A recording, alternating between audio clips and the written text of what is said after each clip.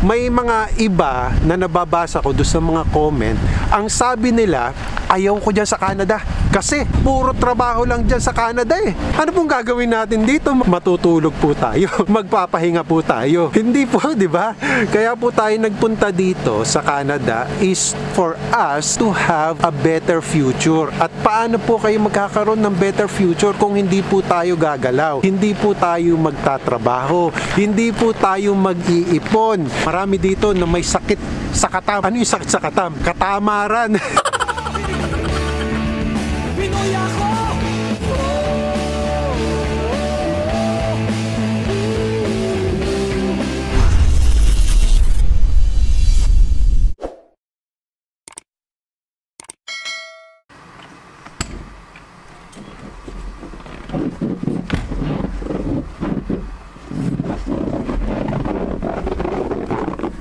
Sabi nila, malamig daw dito sa Canada.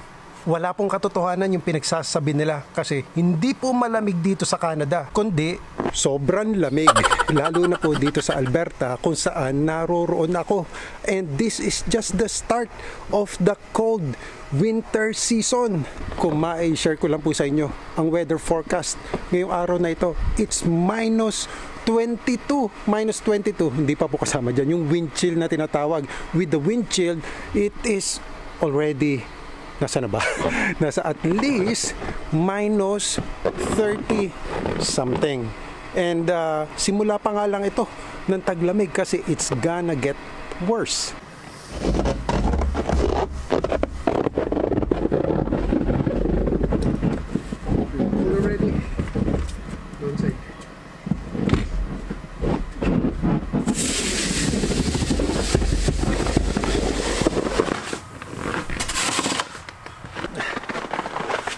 Kaya pag minsan hindi maiwasan na sabihin ng ibang mga Canadians na umalis na lang dito, lumipad, lumayo at pumunta doon sa mga tropical countries kung saan medyo mainit ang temperatura. Yung tawag sa kanila doon sa mga umaalis pagka winter dito sa Canada is snowbirds.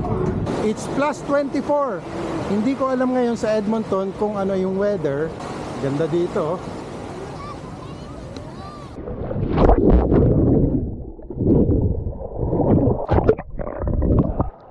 Most Canadians are escaping Canada because of the weather, lalo na po pagka winter season sa Canada. Kaya may mga times na parang ayaw mo rin talagang lumabas ng bahay eh. Pero wala ka namang magagawa kasi kailangan mo ring lumabas ng bahay para gawin yung mga dapat mong gawin, di ba?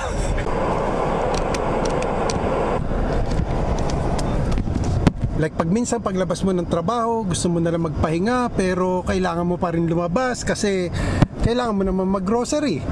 Kaya you are left with no choice.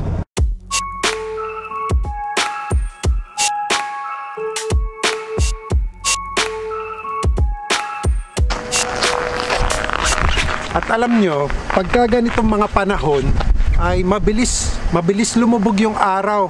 Kaya pag minsan hindi ako makagawa ng video eh. Dahil paglabas ko ng trabaho at around 3 going 4 o'clock, medyo madilim na.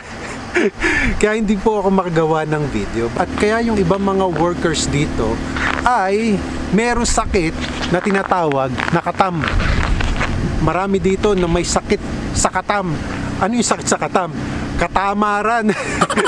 Tinatamad sila na pumasok. Meron nga akong mga kasamaan sa trabaho na kapapasok pa lang nila sa umaga, sasabihin sa iyo na they are tired. At pag pinauwi sila ng aming manager o supervisor, tuwan-tuwa pa sila na uuwi sila. Naiisip ko pag minsan, ayaw nilang pumasok sa trabaho pero gusto nilang kumita ng pera. Di ba? Paano naman kaya yon? Meron bang ganon? Meron bang trabaho na hindi ka papasok at ikaw ay magpapatamad-tamad tapos sasahod ka? Wala naman po sigurong ganon eh. Ewan ko lang kung meron ganon trabaho. Kung meron man, balitaan nyo ako na pwede ka palang sahuran kahit tatamad-tamad ka sa trabaho. At yan nga pala ang gusto kong ibahagi sa inyo ngayong araw na ito.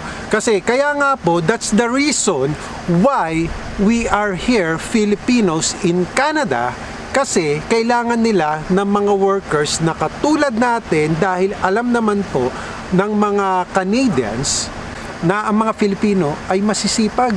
Do you agree with that? Nag-a-agree ba kayo doon mga kababayan na masisipag ang mga Filipinos? But then again, there are always exemption to the rules na hindi naman po natin pwedeng sabihin na sweeping yung generalization, yung lalagyan natin ng tuldok. Kasi meron din naman po talaga and this is reality, real talk lang mga kababayan, di ba? Na meron din naman tayo kung minsan na pailan-ilan ng mga kasamahan na meron ding sakit sa katam, tamad din. Which is true, di ba? Ma-share ko lang po sa inyo mga kababayan, kasi meron akong personal na kilala na ganyan na tumanda na siya, nagkaasawa na siya, pero siya ay yung tinatawag na kalabit penge. Ano po yung kalabit penge mga kababayan? Yung pagkalabit sa iyo, manghihingi. Kaya kalabit penge ang tawag doon, hanggang magkaasawa siya, magkaanak, umaasa pa rin siya doon sa kanyang magulang. Meron pong ganun Kaya nga po nagawa yung kantang Laki sa Layaw, because in reality, meron talagang ganong mga tao na talagang masasabi natin na tamad. Totoo naman po yan kahit sabihin natin hindi po sa trabaho ang usapan natin, kahit sabihin natin hindi na dito sa Canada ang usapan natin. Diyan lang po sa atin sa Pilipinas, meron po talagang ganun di ba mga kababayan? Yung Laki sa Layaw, Jeprox, anong sabi? Malakas sa inuman, istorbo pa sa daan. Minsan, kahit sa gawaing bahay, hindi nakakatulong, ay nagigipa siyang pabigat. Kasi, i-observe lang po natin yan doon sa iba na na ganyan ang pag-uugali, na hindi mo na maasahan sa gawaing bahay, siya pa talaga yung may gana na una manghingi, na magalit, parang ang buhay niya ay prinsipe. Diba? Kasi sa buhay na ito, kailangan po talaga natin ng sipag at kasama na rin po yung tiyaga. Kahit saan naman pong aspeto ng buhay, kailangan po natin na maging masipag at huwag po tayong tatamad-tamad. Diba? Hindi na po usapan dyan yung bawa yung dito sa Canada Sabi nga, alam niyo po, kaya ko nga rin nagawa itong video ito. Kasi may mga iba na nababasa ko doon sa mga comment, ang sabi nila, ayaw ko dyan sa Canada. Kasi puro trabaho lang dyan sa Canada ano pong gagawin natin dito mga kababayan? Matutulog po tayo. Magpapahinga po tayo. Hindi po, di ba? Kaya po tayo nagpunta dito sa Canada is for us to have a better future. At paano po kayo magkakaroon ng better future kung hindi po tayo gagalaw? Hindi po tayo magtatrabaho. Hindi po tayo mag-iipon. Hindi po tayo magkakaroon ng financial planning sa ating sarili. Kasi kailangan po nating magplano din Kung talagang gusto natin mag-retire ng maayos, mapa dito sa Canada or mapa uuwi ka man ng Pilipinas, kailangan mo pa rin na magtiyaga, magsipag at mag-ipon. Yan po yung sikreto para po maging maayos yung ating retirement.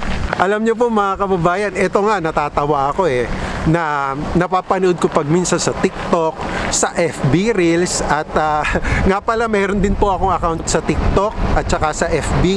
I-follow nyo na lang po ako pag meron po kayong time. At ito po yung mga viral na napapanood ko pag minsan ito, sabi ng iba, sa Canada raw puro trabaho. Ano gagawin natin dito? Mamamahinga habang buhay. Ito sa mga papunta pa lang dito, real talk tayo, talagang sa Canada, puro trabaho talaga dito. Kasi pag hindi ka magkatrabaho dito, mababaon ka sa bayarin sa bills. Kaya kung ikaw na nanonood ngayon, kung tamad ka, tanda mo, Canada is not for you. Totoo naman po talaga yun di ba? Kaya kailangan nyo po magsipag. Kailangan nyo po ng iba yung sipag at hindi po dapat tayo tatamad-tamad. At yan lang po ang mensahe ko sa inyo for today, na kailangan po natin ng sipag at ng tiyaga. And then, syempre, ginawa nyo po yung dalawang yun is, sabi nga nila, pag may sipag, may tiyaga, meron ka pong aasahan na hindi lang basta nilaga, kundi magandang future ahead. And so that's it for me today, mga kababayan. I hope you do like this video. If you do, please give it a thumbs up. And as always, more tips, informations, at kung naghahanap kayo ng trabaho dito sa Canada, mag-leave na lang po kayo ng comment below. I will see you, God willing, on my next video. Samahan na kayong parati ng Panginoon sa inyong pang-araw-araw na buhay. Magandang araw po sa inyong lahat. Hi. It's really cold.